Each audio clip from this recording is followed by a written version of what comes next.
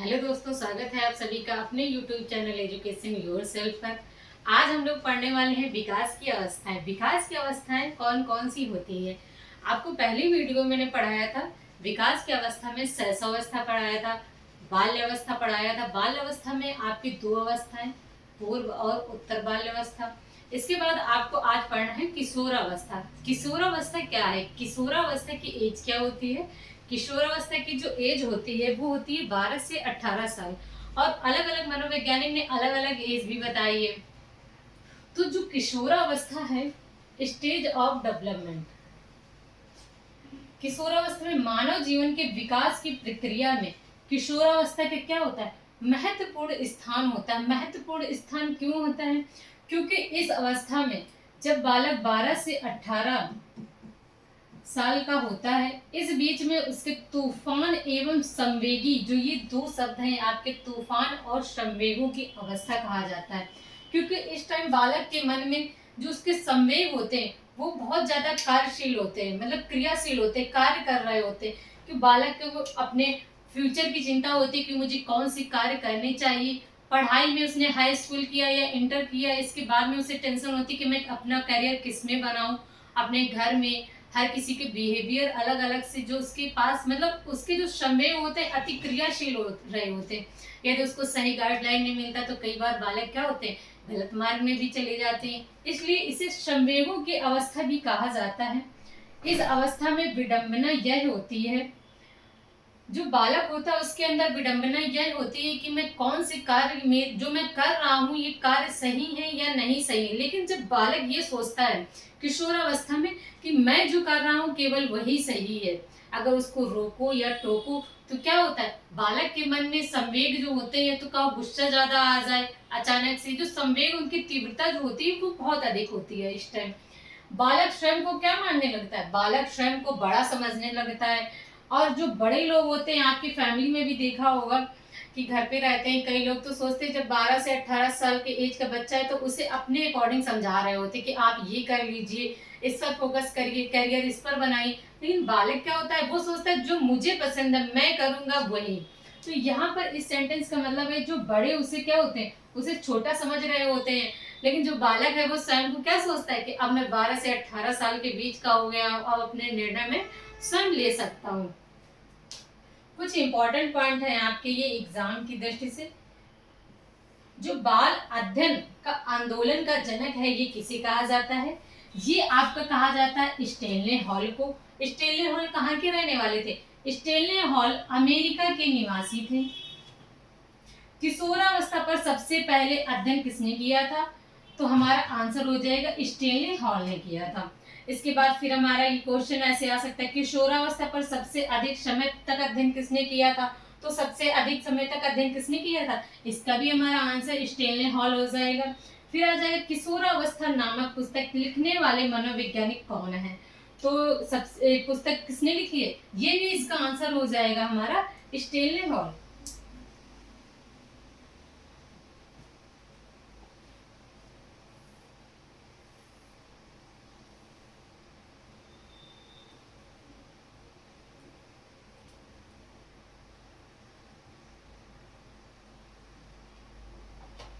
Child study society and child welfare organisation नामक संस्था की जो स्थापना करने वाले थे वो कौन थे, वो भी हमारे स्टेनले हॉल हो गए। ये जो पॉइंट है ये आपके इंपॉर्टेंट है, ये एग्जाम में आते भी हैं। आपसे बुक ये पूछ लिया कि ये संस्था की स्थापना किसने की थी, तो इसकी स्थापना child study society and child welfare ये किसने की थी, ये भी हमारे स्टेनले हॉल ने की थी। इसके बाद आगे किशोरावस्था को नया जन्म का काल कहने वाले मनोवैज्ञानिक कौन है, नया जन्म काल कहने वाले वैज्ञानिक कौन है, ये भी हमारा इसका आंसर हो जाएगा स्टेनले हॉल। अब किशोरावस्था का समय, ये आपके जो कुछ मनोवैज्ञानिक इन्होंने अपने अकॉर्डिंग अलग अलग किशोरावस्था की एज बताई है। अब रॉस ने कितनी एज बताई किशोरावस्था की, 12 से 18 साल। एलिस हेकल ने बताई है 12 से 18 साल। कॉल सैनिक ने बताई है 12 से 21 साल। और हलॉक ने बताई है 11 से 21 साल। इसके बाद में WHO ने जो बताई है वो कितनी बताई है, 10 से 19 साल बताई है। स्टेनले हॉल ने अपनी पुस्तक किशोरावस्था ये कब लिखी थी इन्होंने? इन्होंने ये पुस्तक लिखी थी 1904 में और तभी इन्होंने इस पे मेंशन किया था तनाव एवं तूफान शब्द का। जब आपसे पूछा जाए तनाव और तूफान शब्द कौन से ईयर में हुआ था, 1904 में स्टेनले हॉल ने अपनी पुस्तक में तनाव एवं तूफान शब्द का उल्लेख किया है।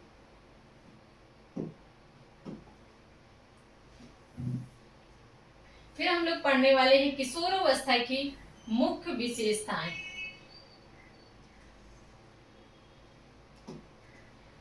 किशोरावस्था की मुख्य विशेषताएं कौन कौन सी हो जाएंगी? जब बालक किशोरावस्था में पहुंचता है तो उसके अंदर कौन कौन से चेंजेस आ रहे होते हैं? बॉडी में आप देख लेंगे, बॉडी में भी चेंजेस होते हैं, मेंटल चेंजेस हो जाएगा, फिजिकल चेंजेस हो जाएगा, और जो सोचने समझने की शक्ति होती है उसमें भी बहुत ज्यादा तीव्रता और प्रबलता रहती है। तो बालक क्या करता है? बालक किशोरावस्था में अपने संवेगों के अकॉर्डिंग कार्य कर रहा होता है, क्योंकि इस टाइम पे किशोरावस्था में उसके हार्मोन्स में चेंज, उसके बॉडी में चेंज जो भी हो रहे हैं, उसके कारण बालक खुद इतना अपनी जो बोलते हैं तूफान की अवस्था, उसमें उसके अंदर खुद ऐसे ऐसे सवाल चल रहे होते हैं जिसका उसे जवाब भी नहीं मिल पाता है। तो हमारे किशोरावस्था की जो मुख्य विशेषताएं हो जाएंगी वो कौन कौन सी हो जाएगी? पहला आ जाएगा शारीरिक विकास। अब शारीरिक विकास में किशोरावस्था में क्या क्या होता है? किशोरावस्था में शारीरिक विकास का सर्वश्रेष्ठ काल माना जाता है। किशोरावस्था में आपने देखा होगा बालक के अंदर अलग चेंजेस आ रहे होते हैं और बालिकाओं के अंदर अलग चेंजेस आ रहे होते हैं। अब बालकों में क्या होता है? बालकों में क्या होता है? उनकी आवाज, जब वे 12 से 18 के बीच में होंगे, उनकी एज होती है, तो बालकों में क्या होता है? उनकी आवाज देखिए भारी हो जाती है, दाढ़ी मूंछें निकलने लगती हैं, तो उनके जो शरीर जो होता है उनका और भी सुडौल हो जाता है, तो उनके अंदर ये सारे चेंजेस आ जाएंगे। और फिर गर्ल्स में क्या होता है? गर्ल्स में भी उनकी बॉडी में चेंजेस आ जाते हैं, लेकिन जो गर्ल्स होती हैं इसमें 10 से 13 साल के बीच में इनका जो बॉडी में डेवलपमेंट होगा इनका, तो ये इसकी एज हो जाएगी 10 से करीब 13 साल के बीच में। ये हमारी गर्ल्स की एज हो गई बालिकाओं में।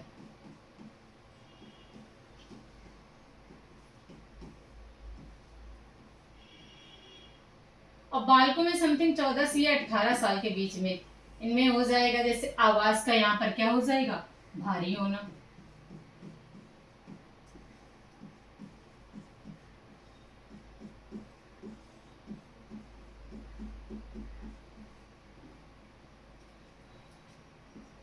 और क्या हो जाता है?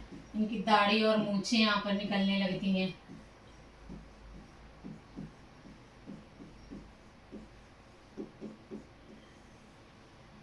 सेम ये गर्ल्स में भी होता है। इनमें क्या हो जाएगा? इनमें हो जाता है मासिक धर्म का,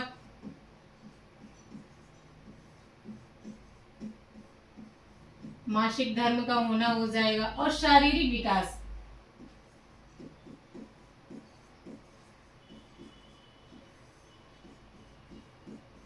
ये हमारे शारीरिक विकास में आ जाएंगे। तो गर्ल्स और बॉयज में ये कुछ परिवर्तन होते हैं। इसके बाद में हमारा सेकंड आ जाएगा मानसिक विकास। अब मानसिक विकास क्या हो जाएगा? Mental development.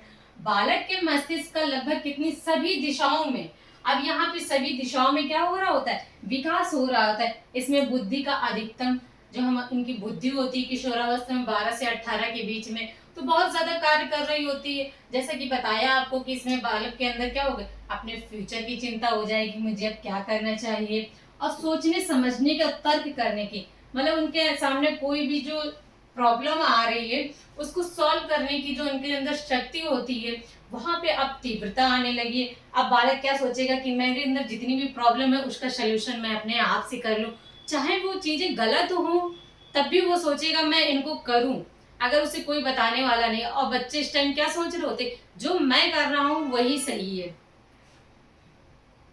इस तरह की जो शक्ति होती है इनके अंदर, ये इसका इनके अंदर विकास हो रहा होता है कि जो भी मैं तर्क कर रहा हूँ, मेरे अंदर कोई समस्या है तो मैं जो अपने आप से कर रहा हूँ वही सही है। इसीलिए इसे क्या कहा जाता है? तूफान की अवस्था है कि इसमें सोचने या समझने की शक्ति होती बहुत ज्यादा होती है। और बालक को अगर कोई समझा नहीं रहा है, गलत तरीके गलत रास्ते में पड़ गया, तो उसी रास्ते में उसको वही ठीक लगने लगेगा। अगर फ्यूचर उसने अपना कुछ अच्छा बनाने की यहाँ से सोच लिया है कि मुझे ये करना है, तो उसको अगर डॉक्टर बनना है, उसने 12 से 18 साल में अपनी अच्छी प्रैक्टिस कर ली, तैयारी कर ली, तो वो क्या करेगा? उसका मेंटल जो यहाँ पे वर्क हो रहा था वो बहुत अच्छा हो रहा था, इसीलिए उसने अपने फ्यूचर का क्या किया, अच्छा जो भी उसने सोचा है वो कर लेगा, अपने गोल्स को वहां पर पा लेगा।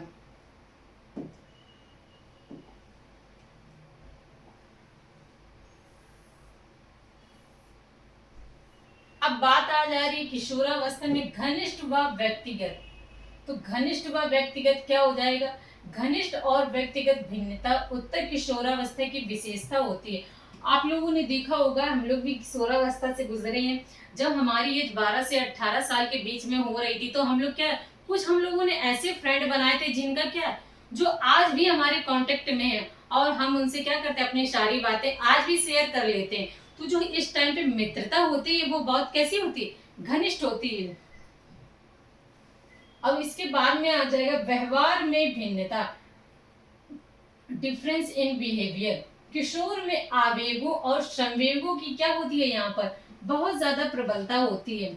कोई भी कार्य कर रहे हैं तो यहाँ पर सोचने और जो समझने की शक्ति होती है वो कैसी होती है, वो बहुत ज्यादा हो रही होती है। संवेग क्या हो जाएंगे, हमारे इमोशन से जुड़ा होता है। यदि दुखी है, बालक को नहीं समझाया गया किसी भी कार्य को लेकर के, तो वो बहुत ज्यादा दुखी हो जा रहे हैं। गुस्सा है तो इस टाइम गुस्सा भी बहुत ज्यादा आता है, आप किसी कार्य को मना कर दें तो किशोरावस्था में बालक के अंदर गुस्सा आ जाएगा, का तोड़ फोड़ मचाने लगे। तो इस तरह जब इसे बोला जाता है कि 12 से 18 साल के बालक को बहुत ज्यादा समझाने, और बालक समझता भी नहीं, आप समझाते रहें। तो जो प्रबलता होती है संवेगों की, गुस्सा करना, रोना, दुखी होना, इस तरह के जो इमोशंस होते हैं इसकी भी प्रबलता बहुत ज्यादा रहती है। फिर हो जाएगा नेक्स्ट हमारा काम शक्ति की परिपक्वता। अब काम शक्ति की परिपक्वता से क्या मतलब, मैच्योरिटी ऑफ सेक्स इंटिंक्ट, यहाँ पर हो जाए कामेंद्रियों की परिपक्वता। जो काम भावना होती है वो भी बालक के अंदर 12 से 18 साल के बीच में, क्योंकि इनका जो शारीरिक डेवलपमेंट होता है अब क्या हो रहा होता है, पूरी तरह से डेवलपमेंट हो जाता है। पूरी तरह से जब डेवलपमेंट हो गया तो कार्य शक्ति का यहाँ पर इनके अंदर विकास हो गया। किशोरावस्था की सबसे महत्वपूर्ण विशेषताओं में से एक है जिसमें कि बालक क्या करता है, विषम लिंग की तरफ आकर्षित होता है। विषम लिंग से यहाँ पर क्या तात्पर्य है, विषम लिंग से तात्पर्य हो गया कि जो बालक होगा वो बालिकाओं की ओर आकर्षित होते हैं, और जो बालिकाएं हो गई वो बालकों की ओर आकर्षित होती है। तो जी अपने फ्रेंड कौन से बनाएंगे, जो लड़का है आप लड़कियों की तरफ अट्रैक्ट होंगे, तो वही होता है। यहीं से क्या होगा, आप सोचेंगे मेरा कोई बॉयफ्रेंड होना चाहिए और यहाँ पर गर्लफ्रेंड होनी चाहिए। इस तरह की जो यहाँ पर 12 से 18 साल के बीच में, तो ये वाली जो फीलिंग है यहीं से स्टार्ट हो जाती है। नेक्स्ट हमारा आ जाएगा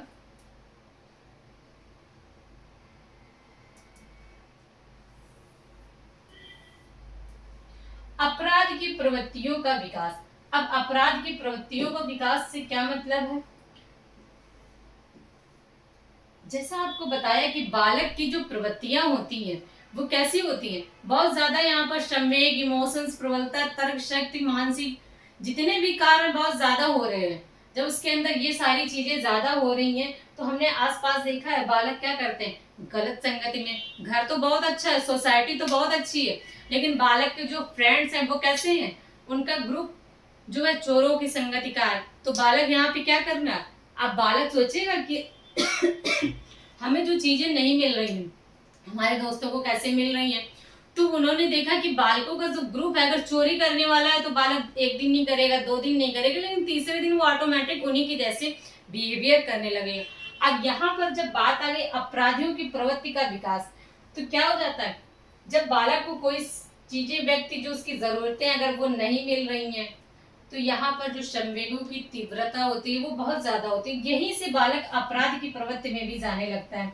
किशोरावस्था अपराध प्रवृत्ति के विकास का नाजुक समय है, क्योंकि उसे नहीं समझ आ रहा है कि अपने करियर में मुझे क्या करना है। यदि उसको कोई बताने के लिए नहीं यहाँ पर कि आपको ये कार्य इस तरह से करना चाहिए, सही गाइडेंस अगर नहीं मिल रहा है तो बालक 80% बालक क्या करता है, गलत तरीके से जो अपराध की प्रवृत्तियां हैं उनको अपना लेता है। पक्के अपराधियों की एक विशाल संख्या किशोरावस्था में ही अपने व्यावसायिक जीवन को गंभीरता पूर्वक आरंभ करती है।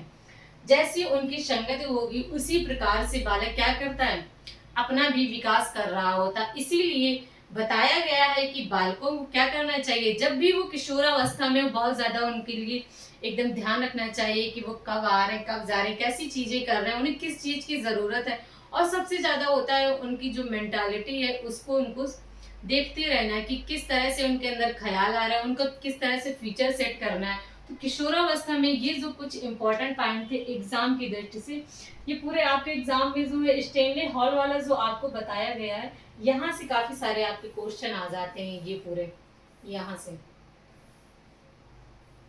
इसको थोड़ा सा आप लोग, ये जो है ये आपके लिए इम्पोर्टेंट है। बाल अध्ययन का आंदोलन का जनक, यहाँ से लेकर के आपके यहाँ तक ये जो पॉइंट है ये आपके लिए बहुत ही इम्पोर्टेंट है।